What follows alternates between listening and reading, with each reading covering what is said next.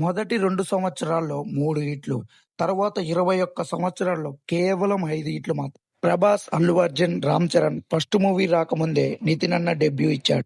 మొదటి cinema జయంతో black buster కొట్టి family audience లో ఒక రేంజ్ ఫ్యాన్ బేస్ క్రియేట్ చేసుకున్నాడు మన నితిన్.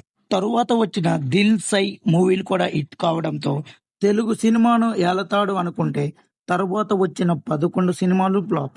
జక్కన్న ప్రభాస్ తో ఛత్రపతి తీయకముందే నితిన్ అన్నతో సై మూవీ తీశాడు. ఈ మూవీతో హిట్ కొట్టినప్పటికీ ఆ క్రెడిట్ మొత్తం జక్కన్న సైడ్ వెళ్ళిపోయింది.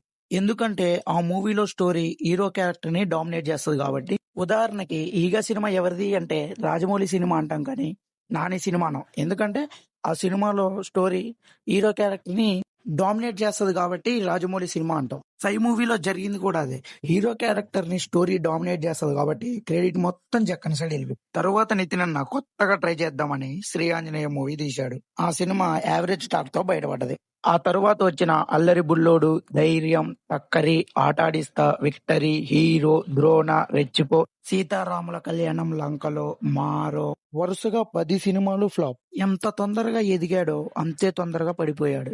ఇక నితిన్ అన్న కెరియర్ అయిపోయింది అనుకునే సమయంలో ఇష్క్ మూవీతో కంబ్యాక్ ఇచ్చాడు.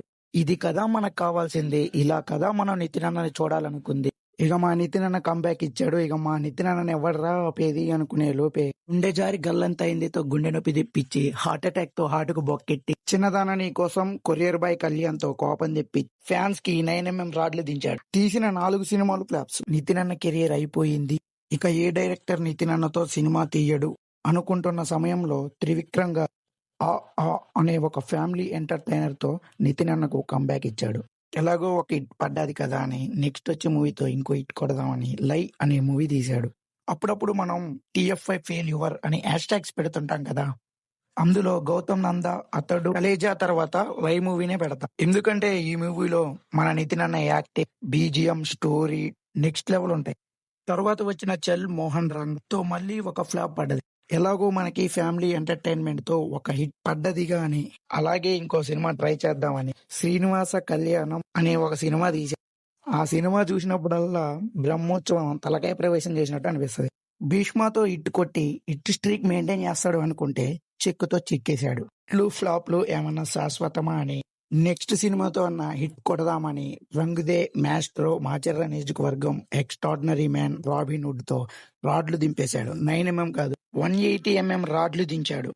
ఒకదాన్ని మించి ఇంకోటి మొత్తం మీ మెటీరియల్స్. నెక్స్ట్ సినిమాతోనైనా హిట్ కొడతాడు అనుకుంటే కొట్టాడు. హిట్ కాదు, మన ముఖాన్ని ఇంకో రాడ్.